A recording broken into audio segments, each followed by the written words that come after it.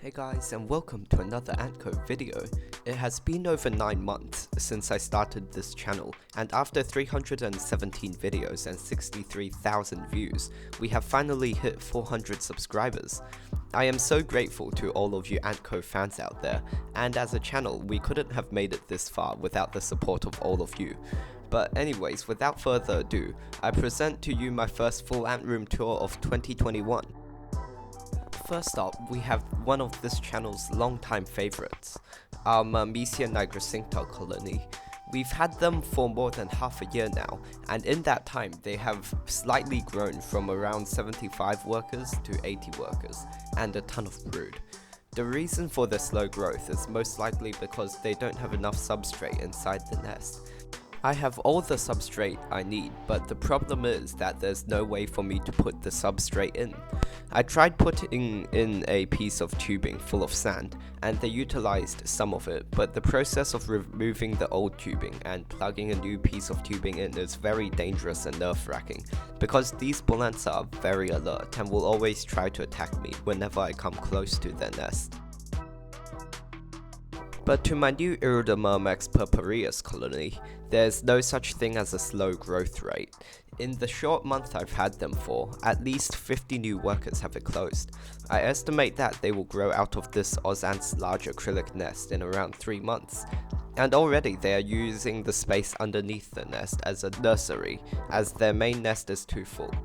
I am not too surprised, as I've been feeding them at least 2 crickets, 1 mealworm and quite a bit of lamb chop every day, and they've been taking every single gram of it in.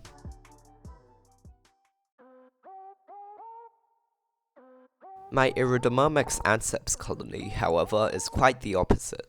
After their massive growth spurt, they immediately shrunk back to their original size in just under a month, even though I've been feeding them more than they need. I think this is because they have been spending all their protein on useless drones, to the degree that they now have more drones than workers. Hopefully, after nuptial flight season, they will resume normal growth.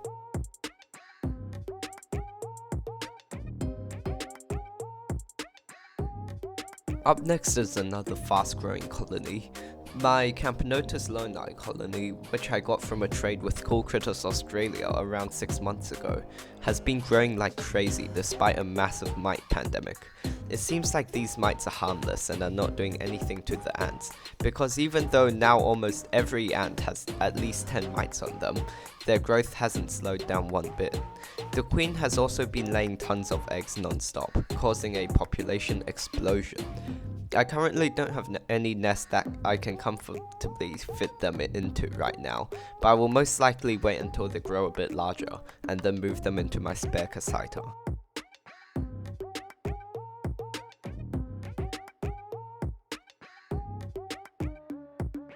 My Camponotus annexus colony has had its ups and downs. They were going really well, with a physogastric queen pumping out new eggs every day, but around 4 weeks ago they suddenly just stopped growing.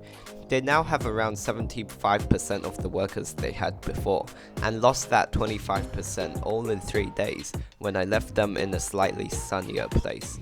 Now they are in a much cooler place and are recovering, converting all the crickets I give them into eggs.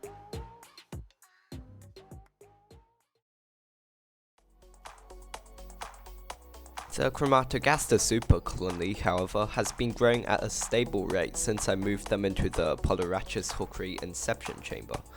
With their 15 plus queens, this colony has boomed to more than double the size of when I caught them, as all the larvae I caught them with finally turned into pupae and are closed after well over 4 months. I found that, like most of my other ants, these ants love crickets and apples and prefer them over cockroaches and grapes, and they love the occasional sunburst and honey.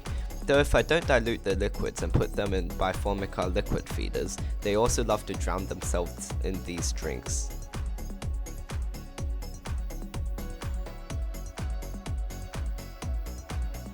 Speaking of the inception chamber, since I moved my Polyraches hookery out of it and into a Ozant's acrylic founding nest, they have also exploded in brood population. The queen has been non-stop laying eggs, and all these eggs have turned into either small larvae or pupae.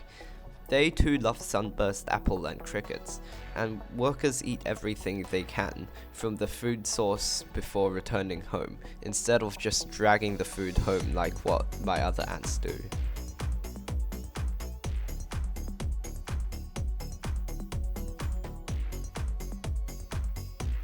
My Silver Camponotus SP colony has also moved into an Oz Ants acrylic founding nest not too long ago, and they are faring way better than they did in their old, oversized Oz Ants acrylic small nest.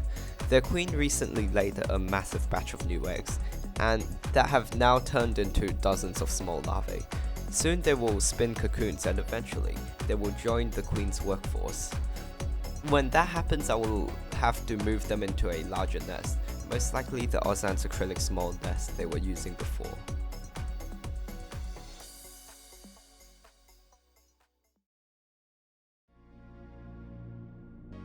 My gold Camponotus aneopylosus colony, however, has been in their founding whitong nest for a long time, and it doesn't look like they will be moving anytime soon. After I brood boosted them, the queen seemed to regain confidence in her egg-laying abilities and laid a massive batch of around 15 eggs, most of which have already hatched into larvae at the time of recording. I expect a population boom soon, but this nest should be able to handle it. I'm not looking forward to shopping for new nests on AKD anytime soon.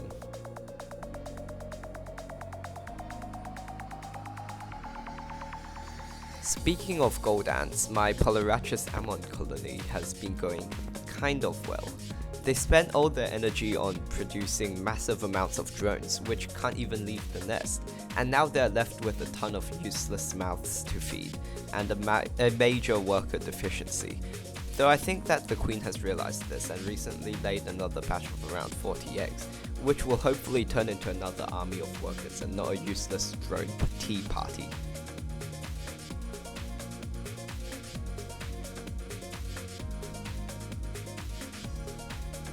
Going back to silver again, we have the popular Polarachus hexacantha founding colony.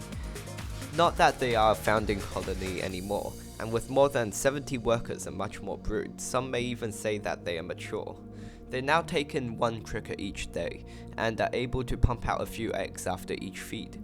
I will definitely have to move these out soon, most likely into one of my own imported nests.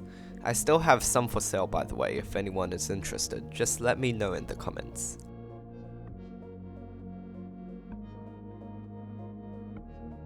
But of course, no collection of shiny ants can be complete without my Myrmecia fulvipes founding queen.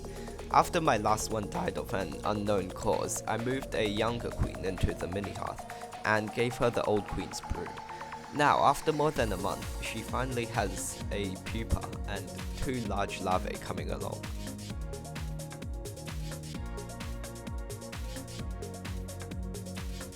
My other founding bull ant queens are doing just as well.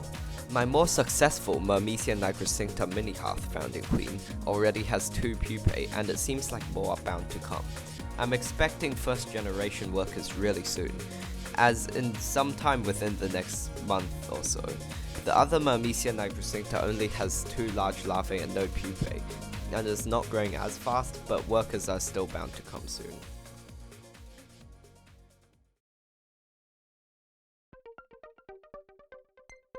My Camponotus consubrinus founding colony is growing like crazy. They recently just got 4 new workers, so their total count is now up to 5 workers. They also have 11 cocoons, 6 large larvae, and over 20 eggs. I expect that their population will be up to 21 workers by the end of the growing season.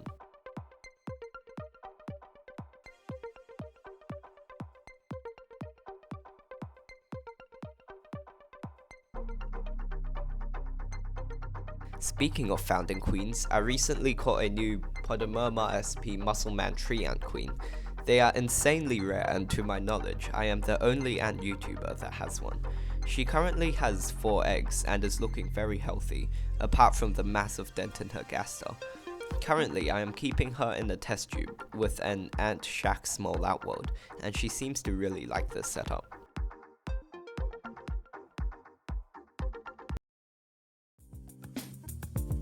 Last but not least, we have my Rhytidoponera metallica super colonies. I have 2 colonies, both of which have around 15 queens. However, the larger one was boosted with around 100 wild workers, while the small one was only brood boosted. The large colony has been doing very well, with their 15 queens working at full force, laying as many eggs as they can. The smaller one, however, is not going as well, as they lay much slower, but they are still slowly growing.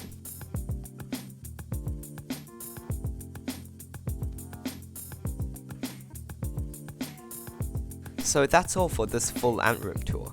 Let me know in the comments section if you have any video ideas or any feedback, as anything like that greatly helps improve the quality of my channel. But anyways, thanks for watching and stay tuned for more.